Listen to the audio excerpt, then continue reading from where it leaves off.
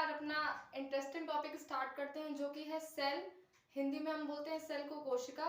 इससे पहले भी मैंने एक वीडियो बना रखी है, लेकिन वो वीडियो पूरी कंप्लीट नहीं थी क्योंकि सेल का टॉपिक थोड़ा सा बड़ा होता है। इसमें कुछ टॉपिक्स होते हैं जो समझाने में टाइम ज़्यादा चला जाता है, इसलिए एक वीडियो में सारी चीज़ों को कंप्लीट करना पॉसिबल नहीं हो पाता है। तो फर्स्ट वीडियो मैंने काफ़ी इंट्रोडक्शन के बाद मैंने काफ़ी कुछ चीज़ें बता रखी हैं। फिर सेकेंड वीडियो में हम चीज़ों को कंप्लीट करने की कोशिश करेंगे। आई होप आपको चीज़ें समझ में आएंगी, आपको जो सेल है, जो कोशिका है, वो क्लियर हो जाएगी। तो जैसे कि मैंने उस दिन बताया था कि सेल बहुत इंपॉर्टेंट चैप्टर है बायो का, और हमारे एकेडमिक्स में भी और बड़े क्लासेस में भी इसका यूज होता है। तो कोशिका हम कहते हैं व्हाट इज सेल। सेल क्या होता है? Cell is the smallest unit of body. Hindi में अगर हम इसको बोले तो कोशिका क्या होती है? कोशिका शरीर की सबसे छोटी इकाई होती है। इकाई हम किसी चीज को तभी बोलते हैं, यूनिट हम किसी चीज को तभी बोलते हैं जब वो अपने आप में कंप्लीट होती है। तो हमारी जो पूरी बॉडी है वो सेल से ही बनी हुई है। हमारे पूरे शरीर में लाखों अरबों खरबों सेल्स होते हैं। लगभग अनुमान के तौर पे 37.2 ट्रिलियन होते हैं। इसका मतलब खरब सेल्स हमारे बॉडी में होते हैं। यही सेल जो होते हैं ये ऊतक का निर्माण करते हैं, जिसे हम इंग्लिश में बोलते हैं टिश्यूज।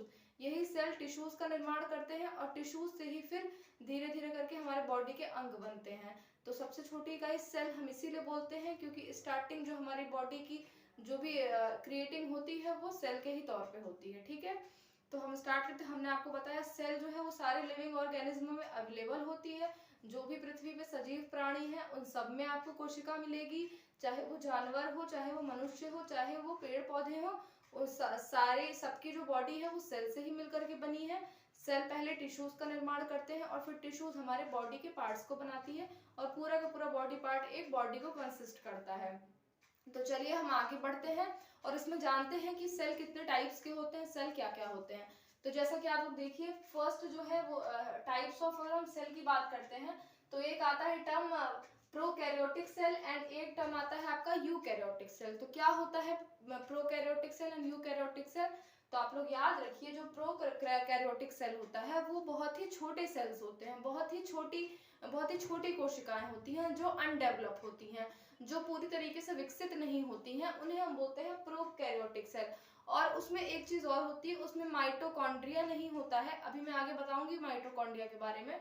इसमें माइटोकॉन्ड्रिया नहीं होता है और ये अविकसित होती हैं। तो और इसको हम ऐसी आंखों से, हम इसको नेकेड आइज से नहीं देख सकते हैं।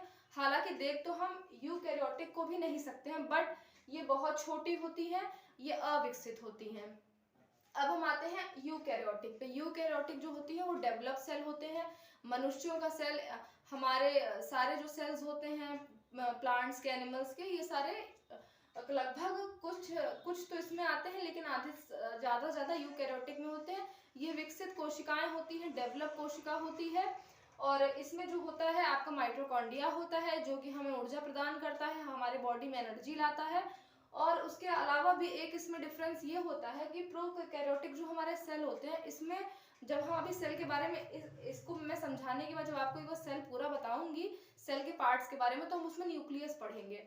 तो क्या होता है हमारे सेल में? न्यूक्लियस होता है। न्यूक्लियस में ही एक न्यूक्लियस लिक्विड होता है, न्यूक्लियस द्रव्य होता है, जिसे हिंदी में बोलते हैं केंद्रिका द्रव्य। वो भी आपके प्रोकैरियोटिक में नहीं होता है। तो आप लोग ऊपर से अगर नॉर्मल भी समझने की कोशिश करेंगे तो आप लोग ये समझिए कि जो प्रोकैरियोटिक सेल होते हैं वो अविकसित सेल होते हैं, बहुत ही छोटे होते हैं। उनमें माइटोकॉन्ड्रिया नहीं होता, जो कि उन्हें ऊर्जा प्रदान नहीं करता।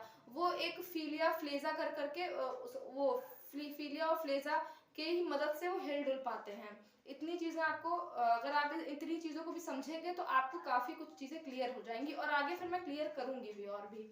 उसके बाद अगर हम आते हैं shape and size of cell पे, कि जो कोशिका हमारे शरीर में अवेलेबल है, जो कोशिका हमारे शरीर पे है, वो कैसी होती है।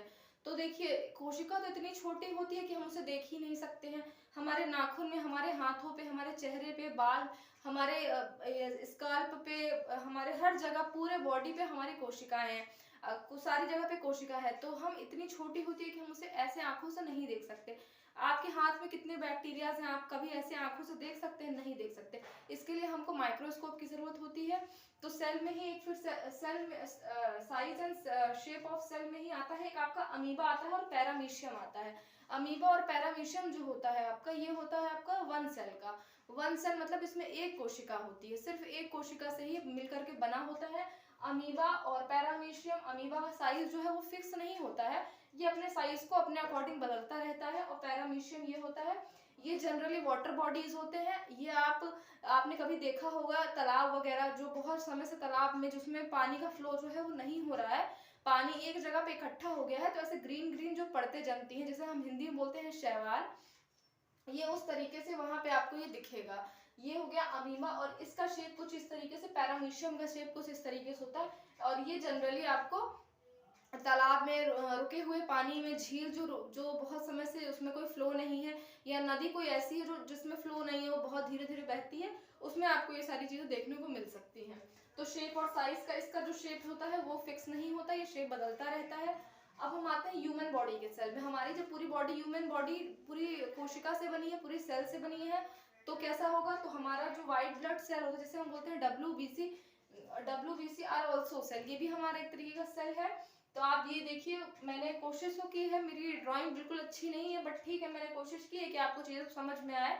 तो आप भी थोड़ी सी कोशिश करिएगा तो आपको चीजें जरूर समझ में आएंगी। उसके बाद आप देखिए ब्लड सेल। ब्लड सेल जो हमारे बॉडी में अंदर होता है वो कुछ इस तरीके से होता है, ये कुछ राउंड फिगर, इसका जो शेप होता है वो राउंड राउंड होता है। उसके बाद आता है हमारा मसल सेल। तो मसल सेल कैसा होता है, तो मसल सेल की जो ऐसे जो इसकी जो आकृति होती है, इसका जो शेप होता है वो कुछ इस तरीके से होता है। उसके बाद आता है हमारा नर्व सेल, जिसे हम बोलते हैं न्यूरॉन, जो हमारे ब्रेन में पाया जाता है। वो सेल की आकृति और शेप कुछ इस तरीके से होता है, ये हमारे दिमाग में पाया जाता है ये सेल।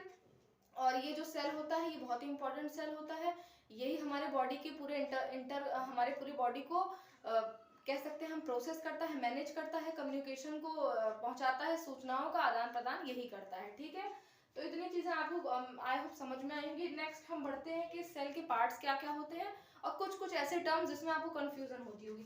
तो मैं एक बार इसको रफ कर देती हूँ और फिर आपको मैं बताती हूँ कि कैसे सेल के जो भी पार्ट्स हैं उसके बारे में आपको थोड़ी सी जानकारी जरूर होनी चाहिए। तो आप देखिए, जैसे कि हम जब सेल पढ़ते हैं, तो सेल अगर हम पढ़ेंगे तो हमारा जो टॉपिक है सेल है। तो सेल जो बनता है, आप ये मान लीजिए ये आपकी सेल का शेप है, ये आपका हो गया सेल, ये आपकी कोशिका हो गई, इसको हिंदी में हम बोलते हैं कोशिका। ठीक है, इसको हम हिंदी में बोलेंगे कोशिका और इंग्लिश में बोलते हैं सेल। अब इसमें अवेलेबल क्या क्या चीजें होती है वो मैं आपको बताती हूँ। तो इसमें आपका अवेलेबल होता है न्यूक्लियस होता है बीच में, पहले मैं बताती हूँ कि क्या क्या अवेलेबल होता है, उसके बाद में फिर बताती हूँ कि क्या क्या काम होता है। ठीक है, तो आप देखिए, इसमें जो हमारी जो कोशिका होती है, इसमें बीच में होता है न्यूक्लियस, जिसे हम हिंदी में बोलते हैं केंद्रक और इंग्लिश में बोलते हैं न्यूक्लियस। उसके बाद हमारा माइटोकॉन्ड्रिया भी अवेलेबल होता है। उसके बाद हमारा इसमें अवेलेबल होता है वैनक्यूल्स अवेलेबल होता है हमारा। उसके बाद हमारा इसमें राइबोसोम्स अवेलेबल होता है, एंडोप्लाज्मिक रेटिकुलम हमारा अवेलेबल होता है, और इसके बाद हमारा इसमें लाइजोसोम्स अवेलेबल होता है। इसके बाद हमारा सेंट्रोसोम अवेलेबल होता है। इसमें हमारा गोल्जी बॉडीज भी अवेलेबल होता है। ये सारे जो भी पार्ट्स हैं, इसको पहले मैं लिख देती हूँ। इसको हम बोलते हैं माइटोकॉन्ड्रिया, आपने पढ़ा भी होगा। ये हमारा होता है माइटोकॉन्ड्रिया, ये हमारा वैनक्यूल्स होता है, वैनक्यूल्स। ये हमारा होता है राइबोसोम्स, राइबोसोम्स होता है ये हमारा। ये हमारा एंडोप्लाज्मिक रेटिकुलम होता है, ये हमारा होता है एंडोप्लाज्मिक रेटिकुलम। ठीक है, ये हमारा होता है लाइजोसोम्स, ये हमारा होता है सेंट्रोसोम, और ये हमारा होता है गोल्जी बॉडीज।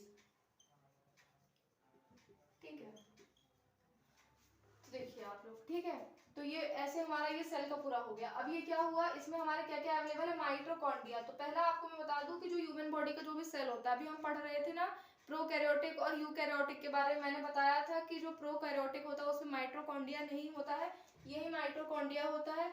ये क्या करता है, सेल को ऊर्जा प्रदान करता है, सेल को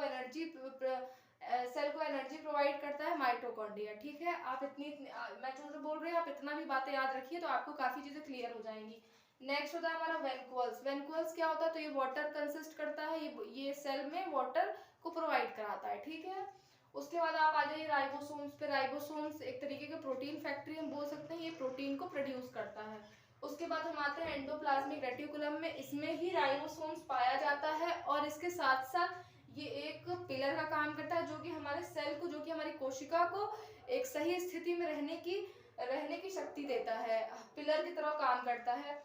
उसके बाद आता है लाइसोसोम्स। लाइसोसोम्स क्या करता है, लाइसोसोम्स सेल की सफाई करता है और लाइसोसोम्स सारे पार्ट्स को देखता है कि कौन कैसा वर्क कर रहा है। अगर इन सारे जो भी पार्ट्स हैं अगर अच्छे से वर्क नहीं करते हैं तो लाइसोसोम्स जो है वो कोशिका को ध्वस्त कर देता है, सेल को डिस्ट्रॉय कर देता है। अगर ये ऐसा ना करे तो हमारी जो कोशिका है बॉडी की वो अंदर ही अंदर सड़ जाएगी, खराब हो जाएगी। ये लाइसोसोम्स उसको डिस्ट्रॉय कर देता है और फिर नई कोशिका का निर्माण अपने आप होने लगता है। उसके बाद आता है हमारा सेंट्रोसोम। ये हमारा सेल डिवीजन है, सेल डिवीजन के नाम से हम इसको जानते हैं। ये हमारा कोशिका विभाजित करता है, मतलब कि अगर ये सारी कोशिकाओं में कोई अच्छे से काम नहीं कर रहा है या ये खराब हो गई है तो ये क्या करता है, एक नई कोशिका का निर्माण करता है और फिर उन कोशिकाओं में ये सारे जो भी पार्ट्स है वो अपने आप अवेलेबल होने लगते हैं और फिर वो कोशिका इसकी तरह ही काम करने लगती है। उसके बाद हमारी गोल्जी बॉडीज आ जाती हैं। गोल्जी बॉडीज क्या करती है, गोल्जी बॉडीज ट्रांसफर का काम करती है, एनर्जी को कहाँ ट्रांसफर करना है, जो भी ऊर्जा है उसका निर्वाहन कैसे करना है, ये हमारी गोल्जी बॉडीज करती है। उसके बाद आपको मैंने बता दिया ये सेल। आप लोग एक चीज आप लोगों के माइंड में एक चीज आती होगी कि एक वर्ड आता है सेल मेम्ब्रेन। सेल मेम्ब्रेन क्या होता है, इसी को हम बोलते हैं प्लाज्मा मेम्ब्रेन भी, इसी को हम बोलते हैं प्लाज्मा मेम्ब्रेन। तो आपको मैं बता दूं कि ये क्या होता है, तो आप देखिए सेल मेम्ब्रेन और प्लाज्मा मेम्ब्रेन, ये जो हमारा सेल होता है इसके ऊपर एक लेयर होती है, पूरी की पूरी लेयर होती है, पतली सी झिल्ली होती है जो हमारे सेल को कवर करती है, उसको हम बोलते हैं सेल मेम्ब्रेन। उसको हम क्या बोलते हैं, सेल मेम्ब्रेन या प्लाज्मा मेम्ब्रेन। ये हमारे जो कोशिका होती है, जो हमारी सेल होती है, ये उसको प्रोटेक्ट करती है, ये उसकी तरह से एक तरह से उस पे ये जो है ये एक वो प्रोटेक्शन प्रदान करती है, प्रोटेक्शन देती है। तो इसको हम बोलते हैं सेल मेम्ब्रेन या प्लाज्मा मेम्ब्रेन भी हम इसको बोलते हैं।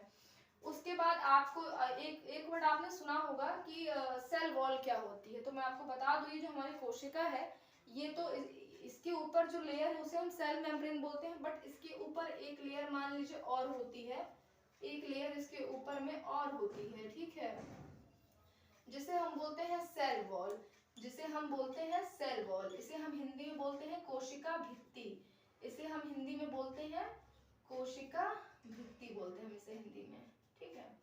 और इसे हम हिंदी में सेल मेम्ब्रेन को बोलते हैं कोशिका झिल्ली, इसे हम हिंदी में क्या बोलते हैं, कोशिका झिल्ली, ठीक है। इसे हम हिंदी में बोलते हैं कोशिका झिल्ली, इसे हम बोलते हैं सेल वॉल, कोशिका भित्ति, ठीक है।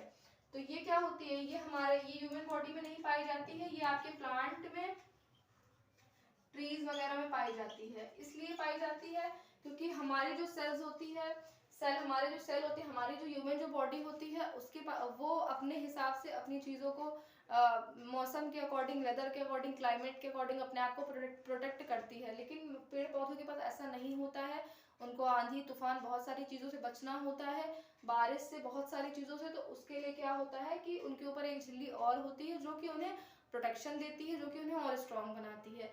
तो आप लोग ध्यान रखिएगा जो सेल